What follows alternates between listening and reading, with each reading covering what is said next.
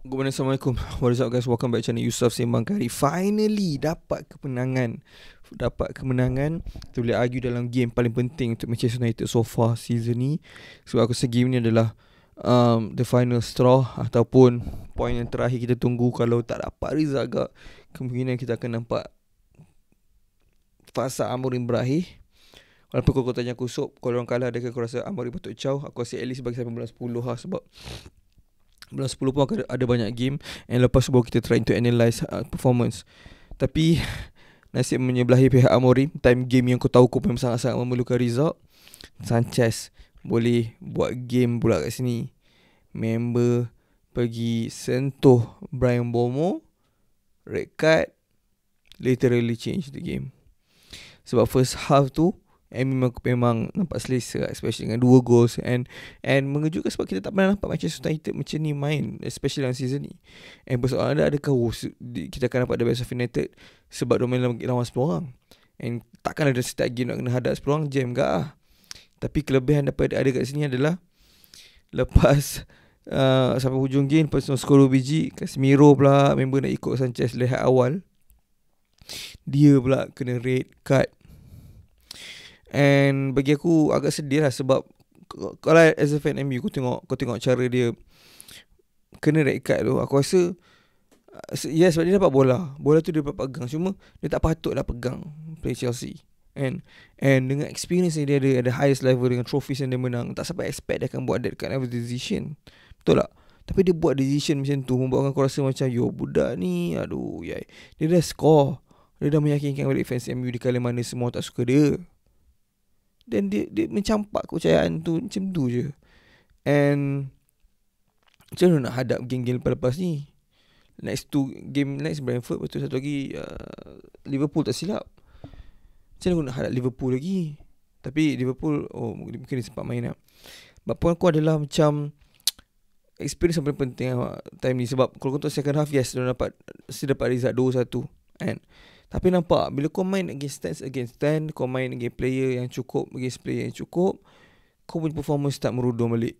And itu yang paling banyak dikritiskan. Walaupun aku tak nafikan dalam game ni, the best player untuk MU semalam Bruno Fernandes. Memang aku tak cakap apa, member dah skor lebih 100 gol lah untuk MU, and itu just menunjukkan kat level dia kat mana. Dia ingat aku balik Alexis Sanchez masa kat Arsenal dulu, team tu tengah terumbang ambing. Ada certain player yang lift up the team, dia lah yang carry team tu bila team tak boleh nak giana lah. And that guy is Bruno Fernandes. Tanpa Bruno, last season kau MU yang relegated lah. And dia dan Matthias Ligt performance pun one of the best lah untuk MU, aku boleh cakap semalam. Sebab dia punya defensively, dia punya on the ball nampak sangat-sangat selesa. And yang paling aku rasa happy aku tengok performance semalam, walaupun aku kecewa dia kena start, tapi aku faham je sebab kena red card, so dia terpaksa ubah sikit tactical play, is Benjamin Sesko. Game ni lah yang aku rasa yang menunjukkan betul-betul yang Sesko ni kenapa ramai tim nak kan dia. Dia sangat sesuai Premier League, dengan physical dia macam tu. The amount of times dia menang bola over the top, and sebab dia tinggi, dia besar, dia lompat pun tinggi, semua tahu kan. So dia menang, dia lah punca orang dapat penalty, orang dapat Brian Bomo dapat red card kan Sanchez pun kan. So benda tu yang aku rasa mahal lah yang ada dekat Sesko. Tapi yang sayang juga adalah aku jam dia sebab Dorgu berapa banyak kali, aku rasa dia patut dapat banyak assist. So banyak kali lah dia, bila dia dapat bola kat belakang tu, kita tengok ada banyak gila play dan kotak, tapi member punya crossing memang jam lah. Serius aku cakap, dia mengingatkan aku pada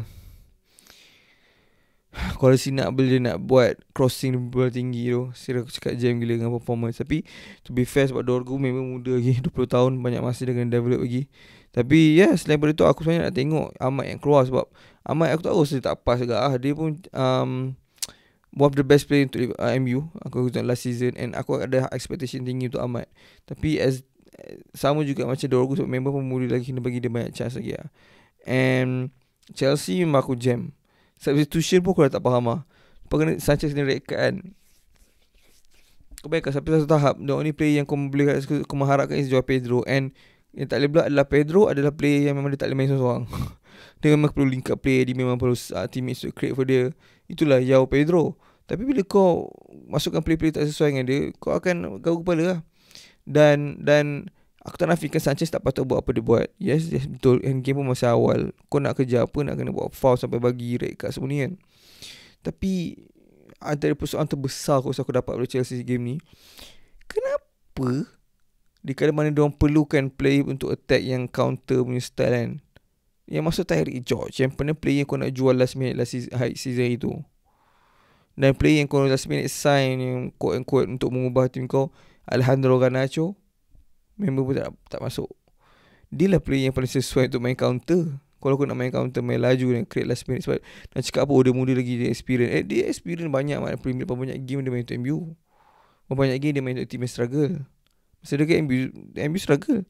And dia dah faham dah mindset macam mana lawan team yang struggle. And dia main untuk Chelsea sekarang. And sebelum dia main untuk MU, dia lah yang paling sesuai, yang paling kenal macam mana nak hadap player yang dia hadap. Kau tu katakan duduk belaki, dia akan hadap The Lead, dia akan hadap Mazraoui. Dia dah kenal sangat ada orang yang dekat training masa kat MU dulu. So dia lah player paling sesuai untuk henyak sebenarnya MU ni. Tapi aku tak faham kat dia Maresca punya decision making. Kau kepala Chalobah tebus balik diri dia lepas on goal hari tu dengan gol dia.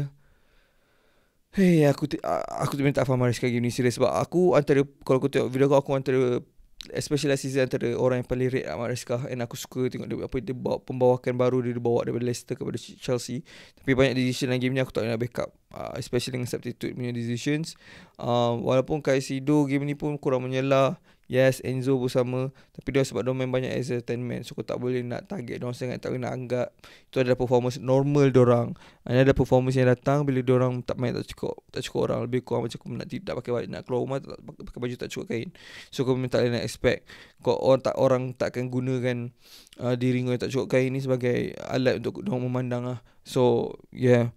Tapi antara positif lah kalau boleh cakap aku is defense diorang lah. Tosin pula siapa, Fofana, si Chalobah dengan gol dia untuk hidupkan balik harapan untuk Chelsea pun tak cukup. Reece James, di tiga ni aku rasa yang kita boleh fokus on. Tapi selain daripada tu, banyak lagi improvement ni kalau kau tanya aku yang perlu dia buat. Especially macam mana kau nak set up team ni sebenarnya bila kau main tanpa tak cukup orang. Sebab aku rasa most of the teams at least kau dengan 10 orang pun boleh kalau untuk tak kalah. So aku sebenarnya tu dah boleh achieve sebenarnya. Cuma substitution memang tak masuk akal daripada Maresca. But yeah, at the end of the day, aku hanya boleh buat kau bersembang apa yang kau rasa boleh jadi selepas game tu berakhir pun kan. Kalau kau duduk tempat masker, mungkin kau buat benda sama. Tapi to be fair, aku pun tak expect MU akan menang. Awal aku cakap game ni, aku memang tak expect MU menang. And sebab member kita cakap pasal Chelsea yang contender for top 4 compared to MU yang contender for top 10. Tapi game ni kau nampak sebenarnya MU tak jauh beza. Just kau dapat result yang back to back itu yang susah tu sebenarnya.